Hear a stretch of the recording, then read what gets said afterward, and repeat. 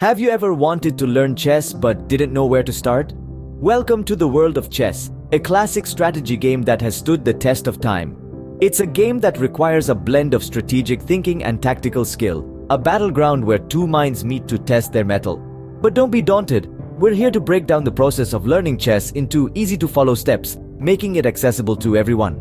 Through this guide, you will learn the basics of setting up the board, the unique movements of each piece, and the ultimate goal: checkmate. It doesn't stop there.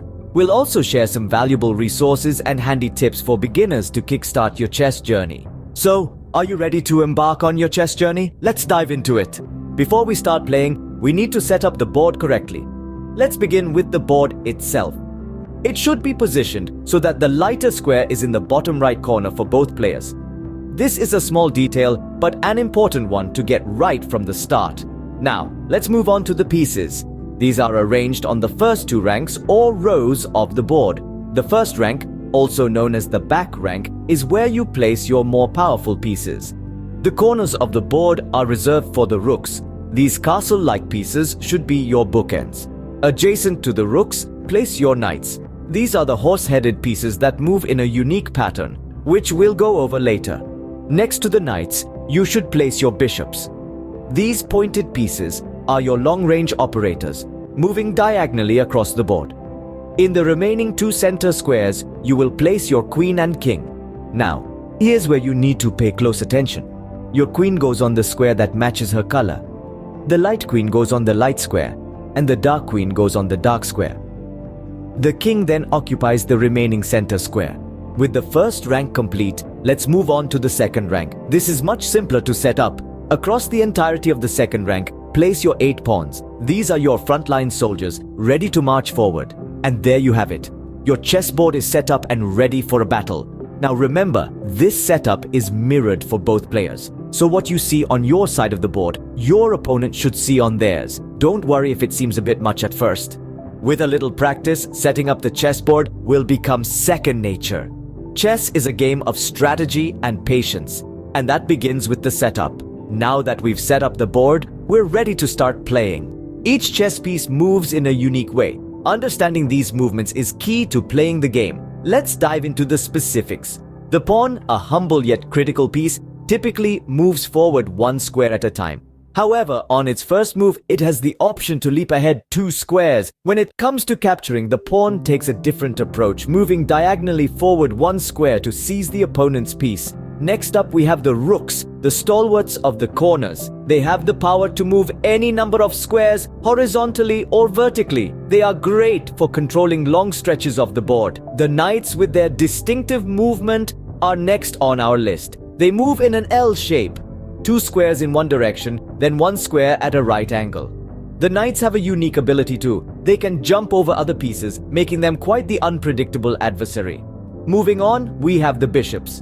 Bishops glide diagonally across the board, covering as many squares as they wish. Remember, each bishop starts on either a light or dark square, and will always remain on that color throughout the game. Now let's talk about the queen, the most powerful piece on the board.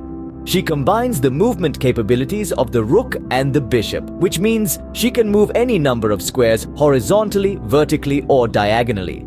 With such flexibility, the queen is a force to be reckoned with. Last but not least, we have the king. The king can move 1 square in any direction. While this may seem limited, the king's safety is paramount to the game. After all, if the king is checkmated, the game is over. Remember, each piece has its own strengths. Use them wisely.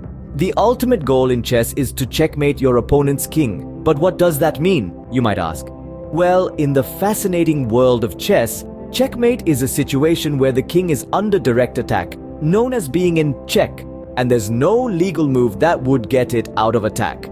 Now let's break it down a bit. The term check in chess is used when the king is under threat of capture on the next move. This means that the safety of your king is compromised, and you must make a move to protect it. You can do this by moving your king to a safe square, blocking the check with another piece, or capturing the attacking piece. But what if none of these options are available? That's when we have a checkmate. In this scenario, the king is under attack and no move can remove that threat. It's like a check from which the king can't escape. And voila, that's the moment of victory in chess. The player who achieves this state wins the game. But here's a twist. The game doesn't always have to end in checkmate. Sometimes a player may find themselves in a position where they believe they cannot win, or their defeat is inevitable. In such cases, a player can resign, effectively conceding the game to their opponent. So, a game can be won not only by checkmate, but also by resignation. Each chess game is a journey, filled with strategic decisions, tactical maneuvers, and occasional surprises.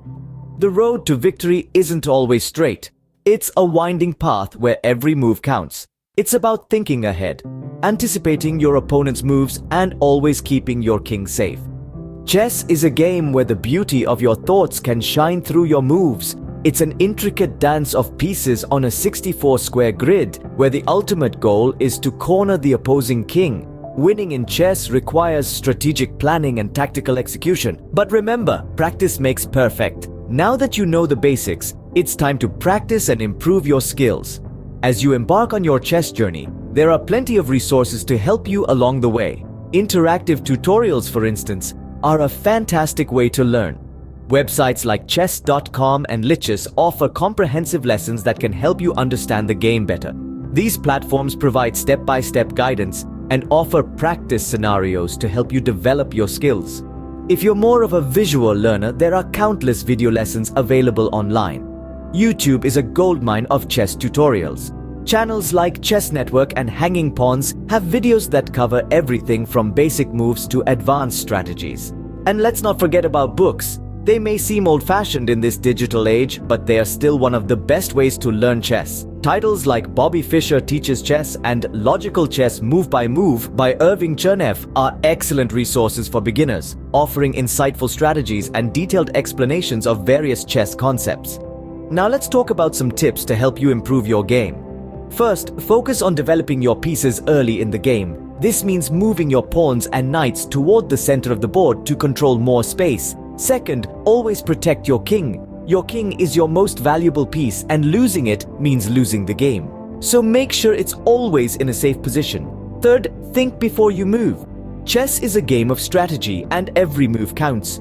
Try to anticipate your opponent's moves and plan your strategy accordingly. Fourth, don't be afraid to sacrifice pieces for a positional advantage. Sometimes losing a piece can lead to a better position and ultimately a win. Lastly, analyze your games. This is one of the best ways to learn from your mistakes and improve your future performance. Remember, the most important thing is to enjoy the game and learn from your experiences. After all, every chess master was once a beginner who made mistakes and learned from them. We've covered a lot today, but this is just the beginning of your chess journey. We've walked through the basic setup of the board, with each piece finding its rightful place.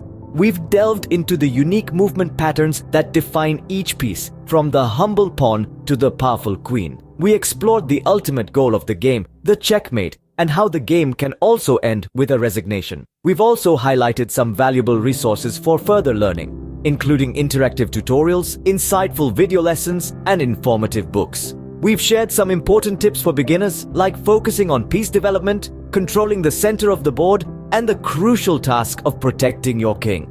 Now it's your turn to make a move. Enjoy your chess journey, and remember, every master was once a beginner.